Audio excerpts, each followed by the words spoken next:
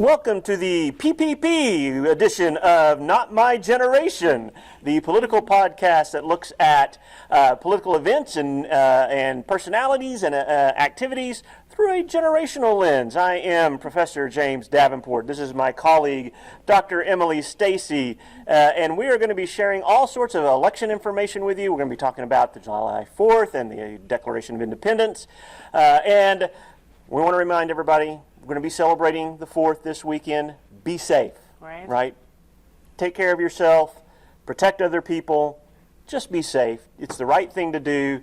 And for my libertarian and right friends who don't want government mandates, well, if you don't want government mandates, just do the right thing. Right. And then you don't have to worry about it. Check. All right. So I'm going to take this off now. We are social distancing, so we're okay. Amen. But I want to remind everybody, good idea to just kind of be safe. Yes, indeed. All right. We got some election. We had a primary election on Tuesday and had quite a few elections. One that I thought was really interesting as far as an incumbent who went down in an election. We had a state question that was widely talked about for the last several months. And the polling on that was showing it winning, and it did win, but we'll talk more about that. But so some interesting results this Tuesday. What do you want to start with? Yeah, let's start with the state question. State question is the big one. Yeah. So we have state question 802 that did pass, and I think I, pontificated in my political sciencey way last week and told you guys that it was a foregone conclusion. Of course, I say big things like a political scientist does sometimes, but all the polling really did indicate, and certainly once we started to see absentee, voter turnout, lean closer to the Democrats or be on the side of the Democrats, right? Yeah. It seemed like it was going to be a foregone conclusion. So again, to recap, state question 802 is Medicaid expansion, right?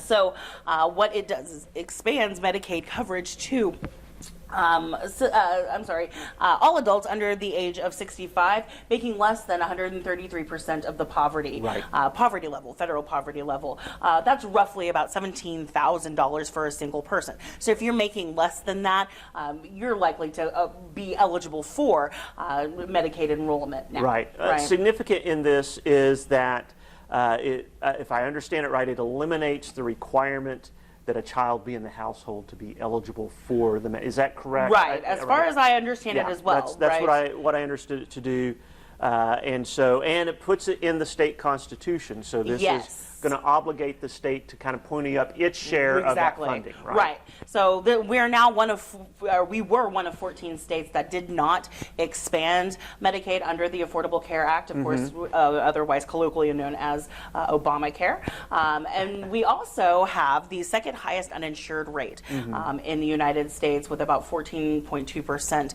of Oklahomans, or roughly about 500 and almost 50,000 Oklahomans that are uninsured. And so you've got about 200,000 of those folks who stand to benefit from State Question 802 passing. So in its passage, this was, again, kind of controversial. I, again, pontificated a little bit off more than I could probably chew. wrote a check that I was not, it definitely was cashed. It made it. But there were only like 23 cents left in my bank account afterwards, sir. So it did. It was a very razor thin, and you're hearing it all over the news. Razor thin margin. It made it squeaked by 6,500 votes. Right. Very razor thin margin. There were 669 total votes cast in this election. So for it to win by only 6,500, that says a lot. And most of that movement to the no side, I think, came within the last few weeks leading up to the election. I agree. You had Governor Stitt make a very pointed kind of attack, really, attempting to influence the voter. Last week's press conference over the Oklahoma Healthcare Authority and their audits, basically stating that we just don't have the money at this point. And that is going to be interesting when the legislature comes back next spring. They're obligated under this now passed state question. They are obligated to come up with that money. And in an environment where we've seen state revenues take a hit, that's going to be a really interesting proposition of where that comes from. I agree. Yeah, you're already hearing folks talk about tax increases. And I mean, so here's the deal. And I think that you, even being on a little bit of the other side of the spectrum, will agree with me. The money is there. There've got to be some reprioritizing, of the budget. We're probably going to have to be really creative. But if we were able to fund Stid's plan for Medicaid expansion, even partially, of course, he vetoed that because he didn't think it was enough. But if we were able to pony up that $100 million, we can be creative in our budget. Right. But I think you're going to see some folks who have been pushing their issues as priorities now might have to accept that they're no longer right. Yeah. And I'm specifically thinking about the education group, right? They're probably going to have to take a back seat to this now as well. That's fair. As well as others. So there's and this legislature, I will say, over the last couple of years, has found a way to get things done that they really needed to do, right? It's a moderate legislature. Whether you agree with it or not, right. The leadership has been effective in steering the legislature in the direction that they wanted it to go.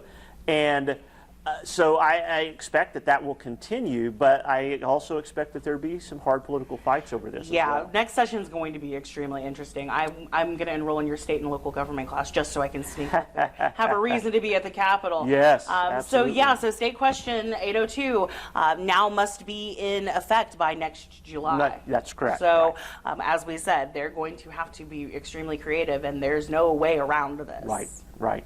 And the other thing, not only do you have this expansion of, or this contraction in the tax revenues that have come in, but with people having lost their jobs, you're going to have more people than normal eligible, perhaps, in the first year of this program. Sure. Oh, yeah. So it really is going to put some pressure on the legislature to figure out how to make this happen. Yeah. Right. Well, we also had a congressional race that everybody's kind of been watching, Congressional District 5. In which you had 9 Republicans running for office. As a result of the election, nobody came out with over 50%, so you're going to have a runoff. And so the top 2 were, if I remember right, Terry Neese and then State Senator Stephanie Bice, right? Perfect. And I think we had kind of mentioned in a show before that we thought those might be the 2 that came out of this. Absolutely. Nobody else got, I don't believe, anywhere 10%. Near. No. Parisi was the next closest, and 9-something, 9%. right? Yeah. So it really was those 2 that kind of jumped on the lion's share. Now, when you have 9 candidates, it's really hard to get that 50% mark, right? So this will be interesting. And I was visiting with a known consultant here in Oklahoma and asked them what they thought the runoff election would look like.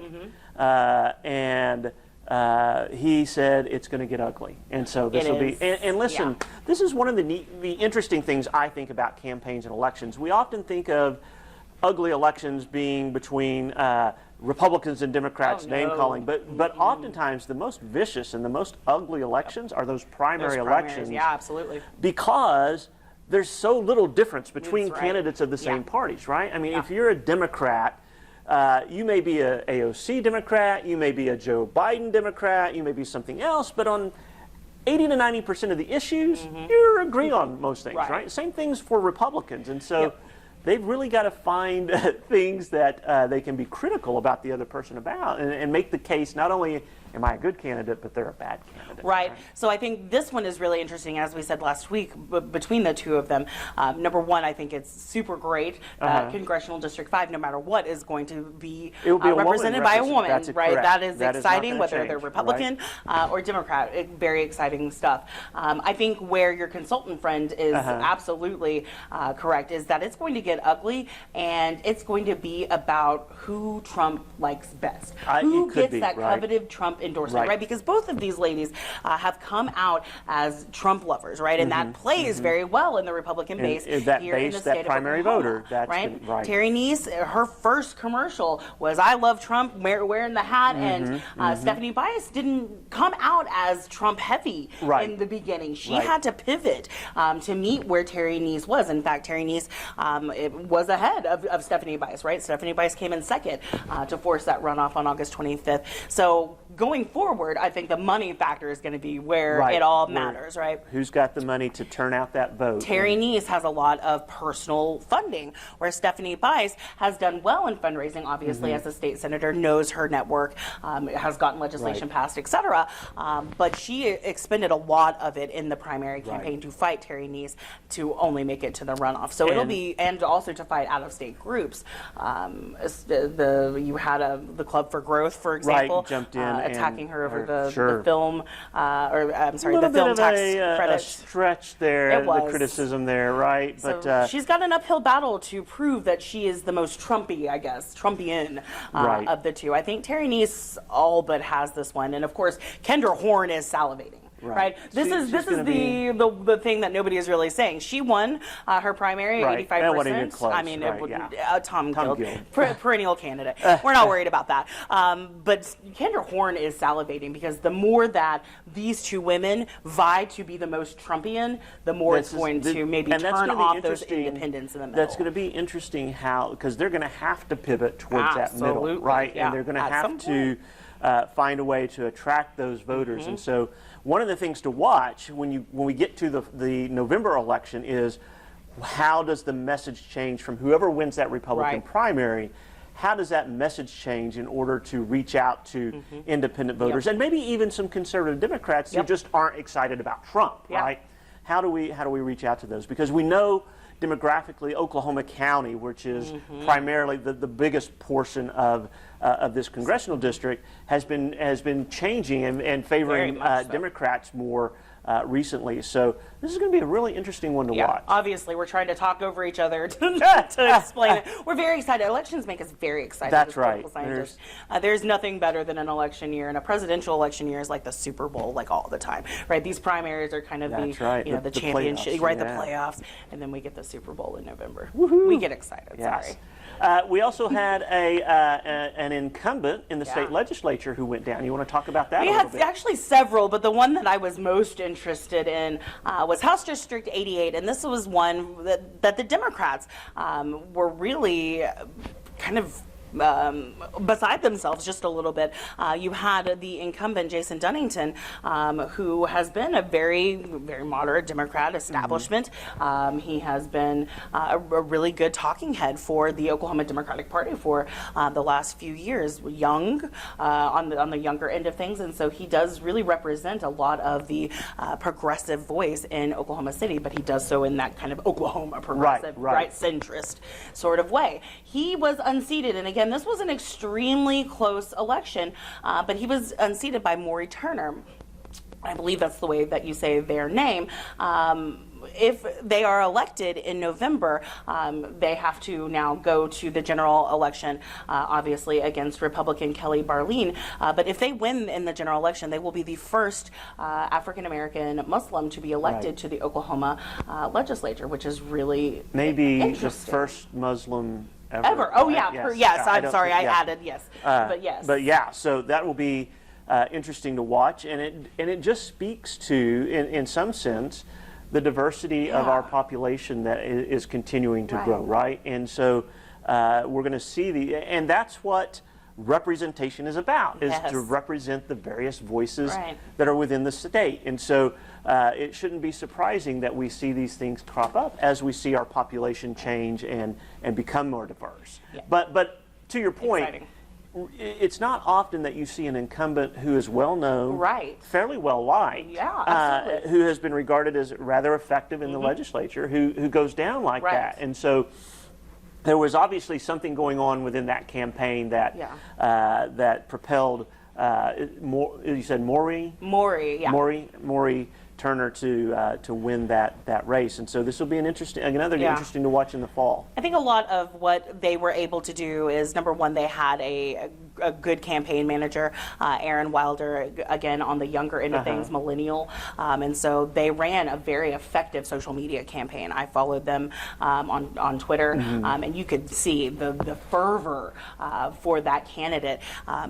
Them building that grassroots base of support was really important. And again, this race was extremely close, and I think that communication and that reaching out, and again, they are a community activist. Turner is, and so they really understood how to communicate effectively with that district. And again, it does skew a little bit more young. You've got a more progressive, obviously. House District 88 is kind of like the Paseo kind of mid-county district, and so it does skew a little bit more progressive. So I'll be very interested in this race. It's usually a solidly Democratic district, so I'll be interested in whether or not people you keep it that way. Right. We had a locally Oklahoma County Sheriff's race. So you have an incumbent, P.D. Taylor, who has been in that office for a number of years now. But he's going to be in a runoff as well. Yeah. And this should be an interesting election. Young, another African-American gentleman who is Tommy Johnson, who ran, there were 3 candidates in this race. And Tommy Johnson was able to force a runoff with P.D. Taylor. And so this will be another interesting contrast, not just kind of from a racial makeup, but from you've got a very younger looking candidate. Seems very vibrant. You have an old, P.D. Taylor is older. And so watching that message. And again, in runoff elections, it really is about who can drive their supporters to the polls, right? Especially because we talked last time about how turnout in primary elections are below what you see in general. Turnout in runoffs are even lower than you see in the primaries. And so whoever's got the best organization and can drive their supporters to the polls and try to pick up some of those folks who voted for the third candidate, that's going to be important as well. I think this race is really interesting. You had P.D. Taylor get 48% of the vote, and then Johnson come in with 33%. So there's really there's a lot of growth that Johnson can do to get himself to defeating P.D. Taylor. Johnson is a Norman police officer, and I think just kind of maybe the location aspect of things. You know, dealing with a different county in your professional life, and then going into Oklahoma County to live, etc. I think maybe that will bring a little bit of a different perspective as well to the position.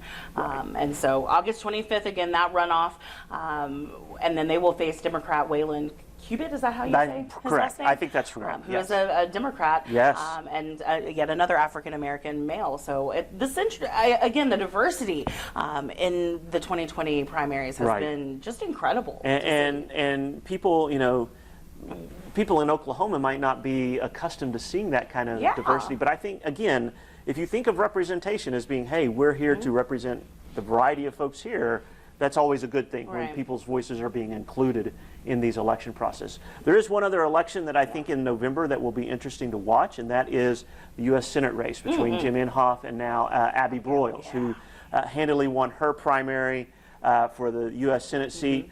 Inhofe, long time. He was first elected to the U.S. Senate in '94, I believe. So he's been there a long time.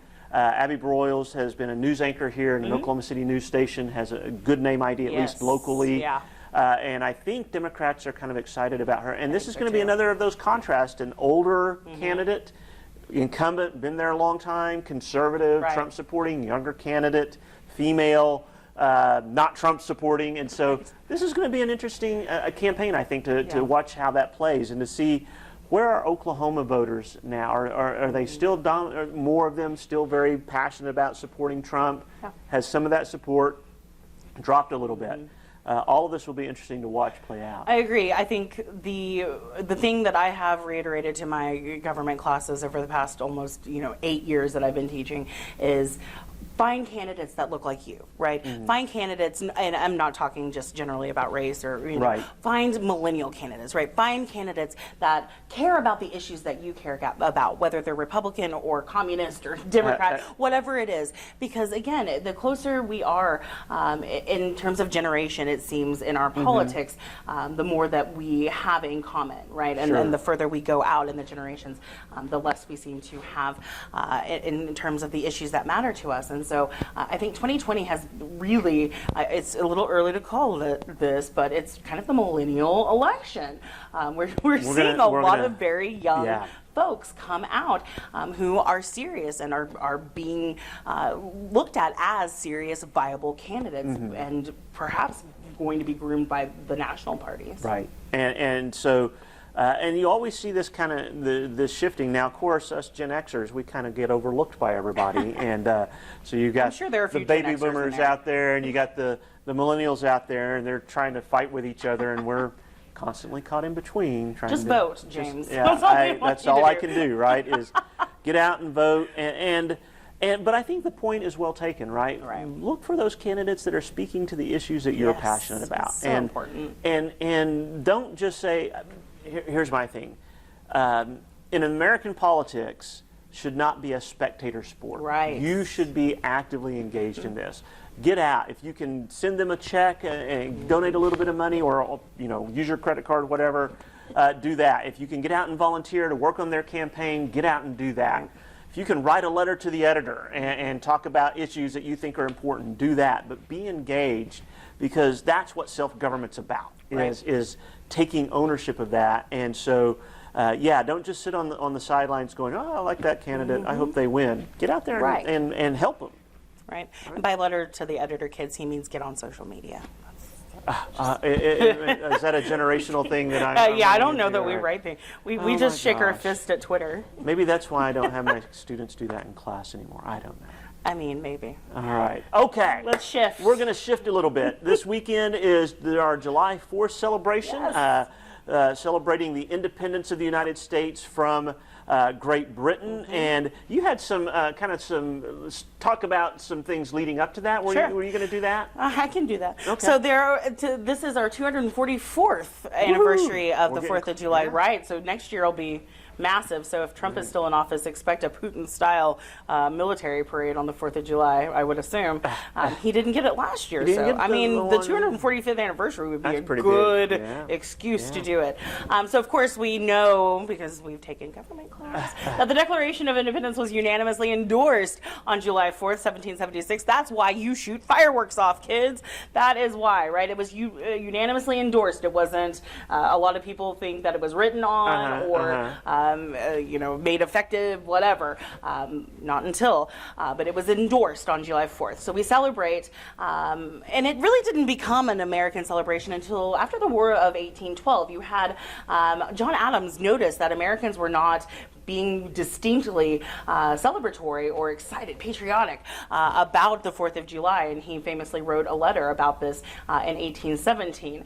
But after the War of 1812, you have particularly the deaths of Thomas Jefferson and John Adams on Same July 4th. day, Yep. right? Same day, July 4th, 1826. And that, in American, folklore, added to the reasons or cause Right. to celebrate or honor the 4th of July.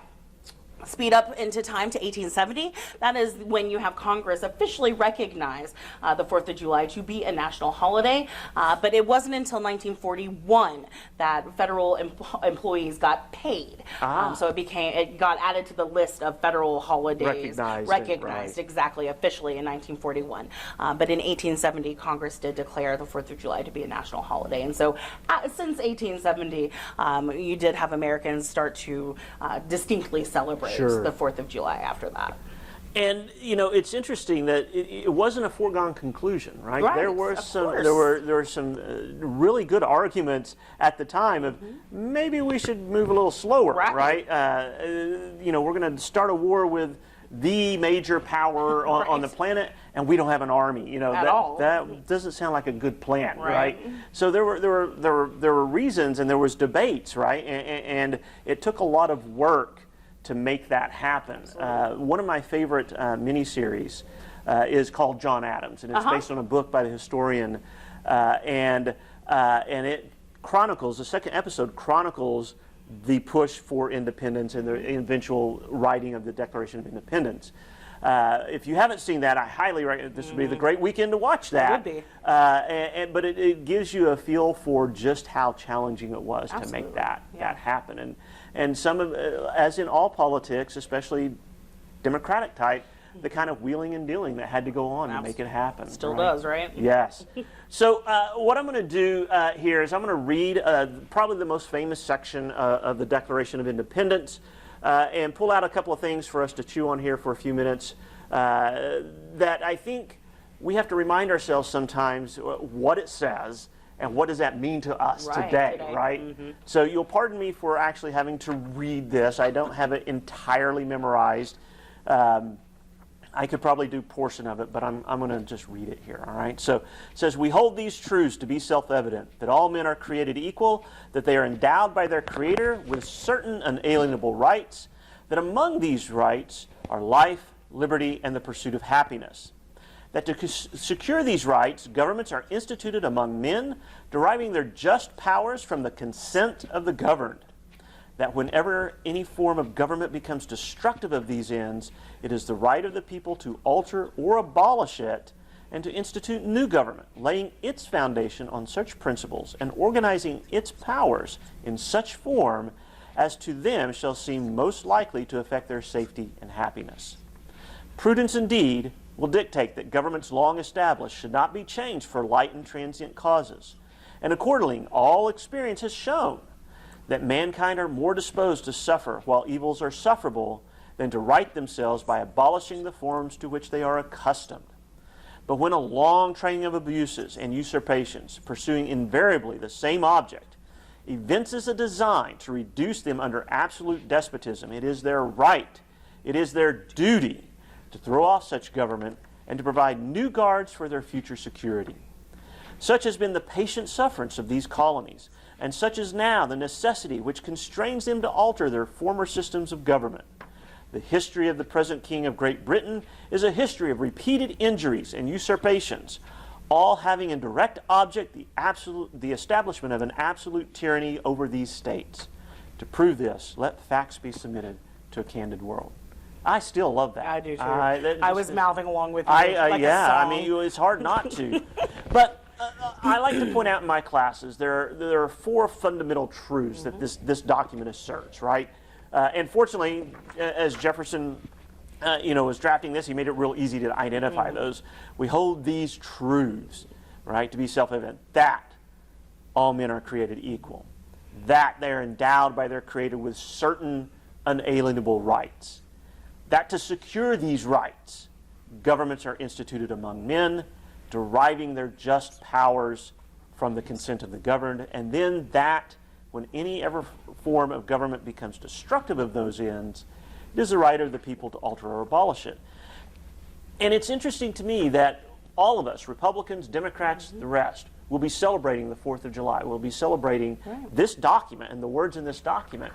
But we don't interpret these things all the same way, right? We don't. What does it mean that we are all created equal? And where do we see that, right? And one of the big criticisms, especially right now going on, is that they wrote that document and it was clear they weren't treating everybody as equal, right? Not only did they have slaves, but the way they treated the Native Americans, the way women were treated, right? And I think you're going to talk a little bit here in a minute about the founding mothers of the United States, right? And so this push towards this recognition of equality has been a constant struggle in American life.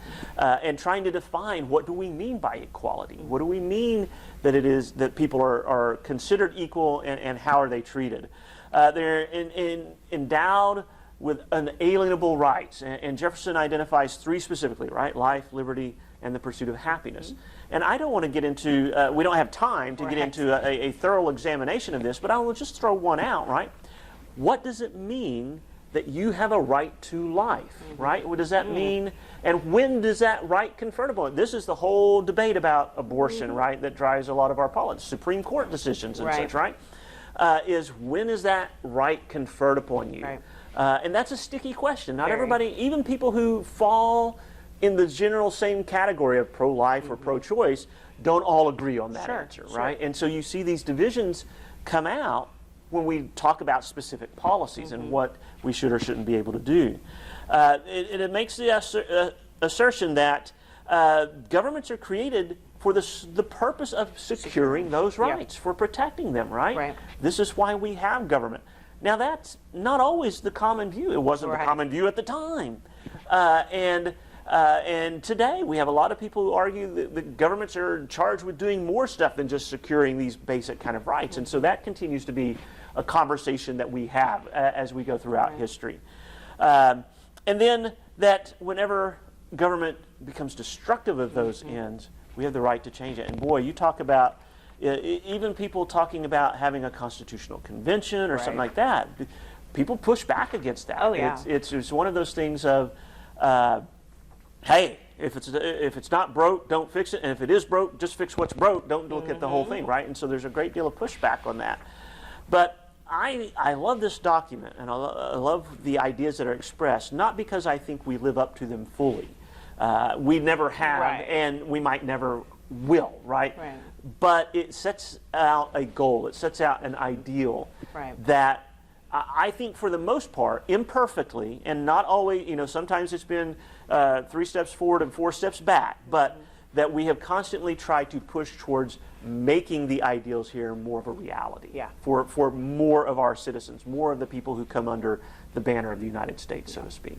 Yeah, I totally agree with you. I think that, we strive. I mean, this is an aspirational document, right? We want to, be all of the things and embody all of the things that Jefferson and, the Committee of Five that wrote down the Declaration of Independence set forth for us. And I think a lot of the fundamentals have been maybe enshrined in the Bill of Rights, which is a conversation that I can't get into because, of course, our cameraman knows how much I love the Bill of Rights. It is my favorite thing ever. Really, it is. And so I love the Declaration of Independence as well. And again, it's an aspirational document for me and the way that I see things. It's important, right? And I think that you picked the interesting one. I did not expect you to say life. Don't know if you saw my face. Liberty is the interesting one for me, and I thought that was certainly where you were going to go. How do we define liberty? And of course, we, as Professor Davenport said, we can't go into the AFG lesson of negative and positive liberty and what those things mean. But it's a moving target, right? Yes. Liberty, equality, even life for better arguments is kind of a moving target. Right. And different generations, quite frankly, approach those questions differently. And that often presents conflict, right? Because you have people, this is how we have defined it, and it's like, well, we think it should be defined this way, and you begin to see political conflict arise out of those differences of that interpretation. Right. So very interesting document. I think it still holds great value for us today. But it should also, from my perspective, it should guide us in our thinking, right? For me, the Constitution was the first effort to try to take this and make this into a reality, right? Yeah. Again, imperfectly, but that was the goal. The Bill of Rights comes along later, trying to make it even more explicit, make this more of a reality. One amendment I'll mention also, the 14th Amendment, which really, we could do a whole show on the 14th Amendment. We should. We should do our favorite amendment show. We're going to get that back to you very soon, because mine is not the 14th. And other amendments that are designed to try to improve this document and make the ideals expressed here. And so when I think about government, and when I think about what government should or should not be doing, or what the ideals and what we're trying to accomplish here, I always go back to the Declaration and I say, what does it say? And then what can we do to make it more of a reality? Yeah, absolutely. All right, so I'm just briefly going to read you a couple of Abigail Adams quotes, right? Because as I mentioned before, we are forever discussing the fathers of the country, right? Your founding fathers, the Adams and the Franklins and the Hamiltons and everybody else. But Abigail Adams was one of the foremost founding mothers of this country, even more so for me than Martha Washington, of course, because Martha Washington really didn't get into politics. She was very domesticated in a lot of ways, and a lot of the quotes that she put out, a lot of the letters, etc., that we have to find for Martha are very, again, kind of docile, if you will, very domesticated. I love Abigail Adams, though. She's a firebrand. So one of my favorite, if particular care and attention is not paid to the ladies, we are determined to foment a rebellion, and we will not hold ourselves bound by any laws in which we have no representation. Wow. Right? Way before the women's suffrage movement, way before seeing the Constitution amended to confer that right of voting on women. So She's she out was there. pressing on her husband, who would eventually go Exactly. on to be president, have a son who would eventually become a president. Right. She then goes on to say, "Do not put such unlimited power into the hands of the husbands. Remember, all men would be tyrants if they could." Right. So she was very on top of herself Yes. for that time. A longer one, but I love even more. "I am more and more convinced that man is a dangerous creature, and that power, whether vested in many or a few, is ever grasping, and like the grave cries, 'Give, give.' The great fish swallow up the small, and he who is the most strenuous for the rights of the people when vested with power is as eager after the prerogatives of the government. You tell me of degrees of perfection to which human nature is capable of arriving, and I believe it, but at the same time lament that our admiration should rise from the sacredity of these instances." That almost sounds libertarian. I'm just It saying does. out loud, It very right? much Very much does, right? right? Don't trust these folks At Don't- all. Yeah, don't listen. If they get power, whoever it is, if they get power, they're going to use it, and they're going to use it on you. That's right. And- She was very almost Hobbesian in a way. Yeah. And so, she's one of my favorite spokespeople, and I think it is important that we remember women like her, because there are others that were out there that were leading and were making their voice known, and it's important. This is where, I mean, again, she's stating here, yeah, you wrote this great Declaration of Independence, but how are you treating us? Yeah, hi, I'm still here. What about us? And how are we going to fit into this? And don't treat us the way you're saying the King of Britain is treating you. Right. Yep.